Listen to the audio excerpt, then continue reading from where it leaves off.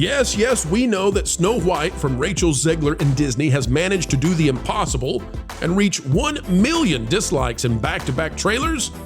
But what if we told you the party is only starting, and it's not a party that Mickey wants to attend? Folks, Disney is not going to get the win because now box office projections for Rachel Zegler's Snow White live-action remake and the lines to theaters could be shorter than the dwarves you're not going to see.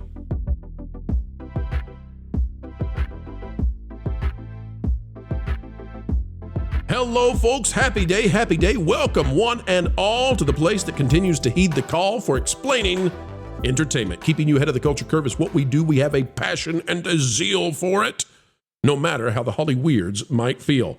Folks, as we get ready to dive in, we ask that you click the like button. We're going to show you just how badly the box office is looking for Disney's next live-action remake, and it comes on the heels of a Captain America that could already wound the efforts by Bob Iger and company to fix what is a Disney facing the sticks of a not-so-slick 2025.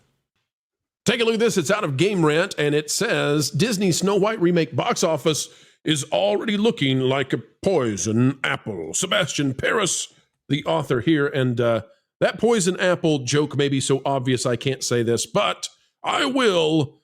I have a feeling they've been watching the channel. Disney Snow White live-action remake may have a lower opening box office compared to past remakes. The film faces backlash, but has the potential for long-term success based on examples like Maleficent and The Lion King prequel. We'll come back to that. Despite concerns and criticism, Snow White's box office projections don't suggest it's doomed to flop. Disney Snow White live-action remake starring Rachel Zegler and Wonder Woman's Gal Gadot, they get along real well, will be released in theaters next month. Box office projections for the film are out now, and there are reasons to be concerned and optimistic. That would be called You Have No Idea, because if you're both concerned and optimistic, well, you just don't know what's going to happen, do you?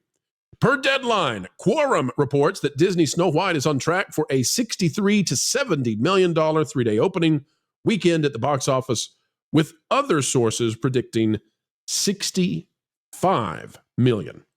For leading star Zegler, who plays the eponymous Disney princess, this would amount to her best domestic opening yet.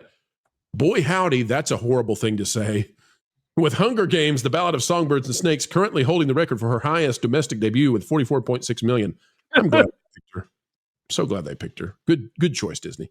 However, it's a far cry, that's a game, from the domestic opening weekend totals of Disney's more successful live-action remakes such as 2019's The Lion King, which opened with 191, and 2017's Beauty and the Beast, which debuted with 174. Both remakes ultimately grossed over $1 billion worldwide each. I want to go back, though, just real quick, to this statement they have in the summary about the Lion King prequel.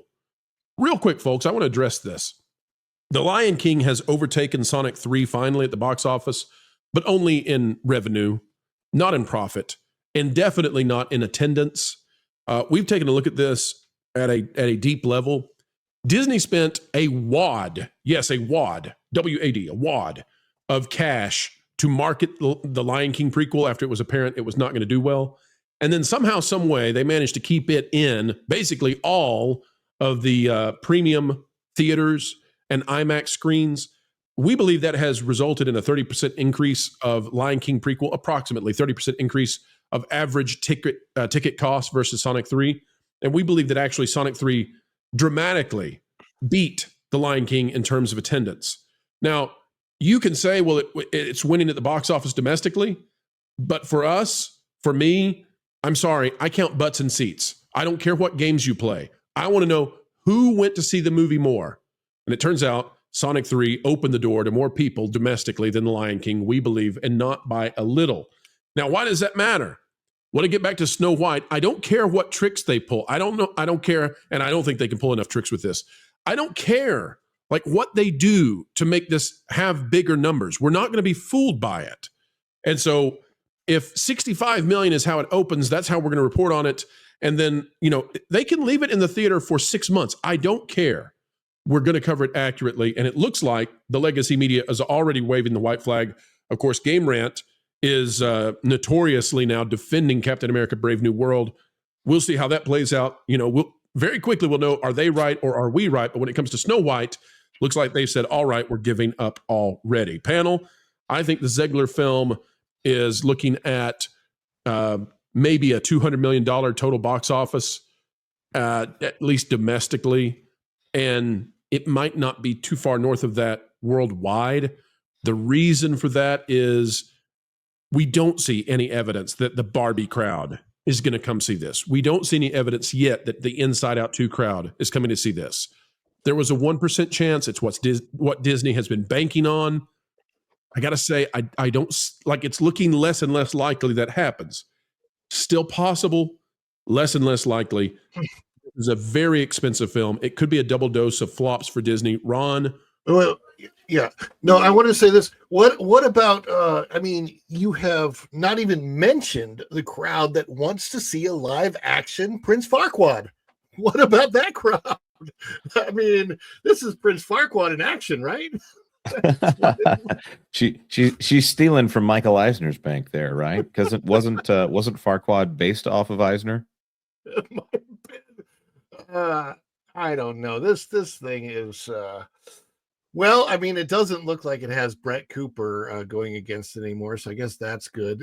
When was this supposed to come out originally? Wasn't it over a year ago? It was supposed to come out like I feel like within a few months after the writer's strike there. Like this was supposed to be pretty close. Then the writer's strike happened. Then they delayed it once the writer's strike ended. And now here we are. I'm sure it's a completely different movie than the one that was originally on the docket. And of course, in the end, it'll be something that pales in comparison to the original Snow White. Again, people here are probably tired of me saying, you should go watch the original Snow White. It is a masterpiece. I watched the original Snow White actually a couple times in the last 6 months. That's the biggest problem with this movie is that the original Snow White, from that movie came all of what we know of the Walt Disney Company since then, because Walt banked everything he had on the original Snow White movie being successful. It would have bankrupted him and ended the company had it not been. Because it was 1937. It was the first well-known live-action full-length, not live-action, sorry, animated, full-length animated, hand-drawn, by the way. Full-length, hand-drawn, cell animated movie. There's something else that's technically full-length that has been lost to history. But right. This is the one that matters, though. Yeah, and so one of the biggest things that ever bothered me about what Rachel Zegler first said, however, whatever she said since then, she talked about it, how this movie was dated, and she kind of downgraded the 1937 version, which she never should have done. No matter, like, it's just in poor taste to have done that. Even if she would have said, look, the 1937 movie it's a classic, okay, but audiences have changed since then. Something like that she could have said, and it would have made more sense. But she didn't do that. She denigrated the 1937 Walt version of this movie, and she even called the prince a stalker, which has to be in the poorest taste ever. And since then, she hasn't proven herself to be anything but, somebody who can belt a song out, and that's about it. But the problem with Snow White, her character, the way she sings, she's not a belter. I've also watched a couple of really, really cool clips of, and I can't remember off the top of my head the name of the original actress for the voice actress of Snow White actually singing. I think there's a clip of her singing with Julie Andrews, the I'm Wishing song at the well. And it's just, that's that demure, innocent voice of a Snow White. Snow White is an ingenue. Rachel Zegler is a diva. That's exactly what it is. That's what it is. Marvin. Snow White is a demure, pretty princess ingenue, the kind that floats into the room when she walks in. You know, soft as a rose petal. She's innocent. That is right. She represents. Yes. That's the whole point of the original story of Snow White. She is someone going from innocence into the fear of the world as you mature. Go ahead, Marvin. No, I think that what happened was Rachel Zegler was exposed as this spoiled, petulant brat. And even to those who don't know what happened with Rachel Zegler, because you can't assume that the majority of moviegoers know about the comments that she made, about the Middle East, or the comments that she made about the presidential race, or the comments that she made about the movie. A lot of people probably don't know that, but they see this trailer and it's not Snow White. They see her staring. They see the girl that is supposed to be running in a darkened forest because the branches of trees are terrifying her, and they see her facing down spears aimed at her throat with her chin up and that like indignant look on her face. It's not Snow White. It's just not. And any fan of Snow White is going to look at that and be like, no, I'm not going to go see this. I don't know what this is. This is some brat in a Snow White dress, girl bossing her way and belting out songs. I don't want that. This isn't Snow White. Ron, finish the point that you were making. No, and, I would agree. I agree 100% with Marvin. That is the point that I was making, is that Rachel Zegler is the wrong casting of the type of person that she is for this movie. And they clearly, the writers wanted to write a different movie than the original Snow White. They wanted the girl boss movie. And the funny thing is, Snow White, in her own way, in 1937, she did come out as a girl boss, but as a mothering figure, right? When she ran into the seven dwarfs, she became like a mom to them, something that they needed in her life. She expressed love. She expressed kindness. She didn't not express, oh, well, I'm going to control you, take the broom and clean up. No, she was sweet to them. She was kind to them. She was nice to them. She was the kind of person that people would clamor around because they automatically love her. And I see that Rachel Zegler, her version of Snow White, is everybody wants to get away from her. And this is on top of the fact that it's very, very clear that if you were talking about the fairest in the land, just from superficial traits, Gal Gadot is going to beat her every single time. I do look forward to seeing Gal Gadot's version of the Evil Queen. I think she's going to knock it out of the park. I don't know if I'm going to go see this movie in theaters, even to review it, because I don't really want to. But it's sad. I really liked the Cinderella live action remake. I thought they did a very, very good job with that. 2015. They kind of stuck to the very true storyline. And they'll probably change back to doing that at this point in time. This movie, though, it's just suffered. It suffered from remakes. It suffered from the budget blowing up. It suffered in so many ways. And this one has to make at least $1 billion, right, in the box office to even break even.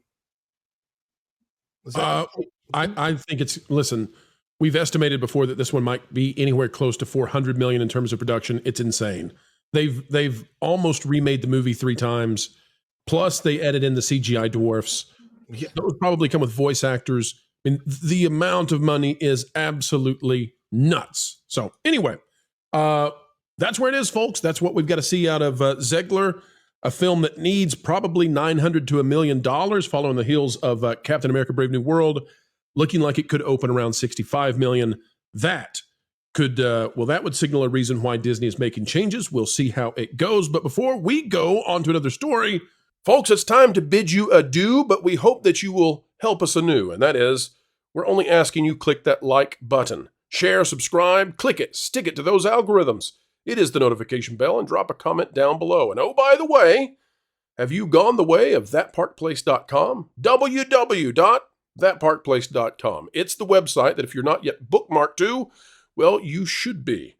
A bastion of truth and knowledge when it comes to entertainment and everything that's going on. Go check it out today, folks. We would love to have you over there as well. All right, we are getting ready to head out, but do not fret, for we will put out 4 more videos tomorrow, so long as the good Lord allows. And we believe that probably, just might, happen. All right, until the next time we get to share time with you, keep learning, keep growing, and as always, keep having fun. Jump into the water. Why listen to music made by people and companies who really don't like you? Check out Vacation Radio today and prepare for all new content made by the people behind the WDW Pro Channel. It's the place you need for all the music. That should be fun. So I give them cannonball. Hundreds of songs, every genre you can imagine. Listen live on YouTube and enjoy a set list that's always sunny. It's Vacation Radio.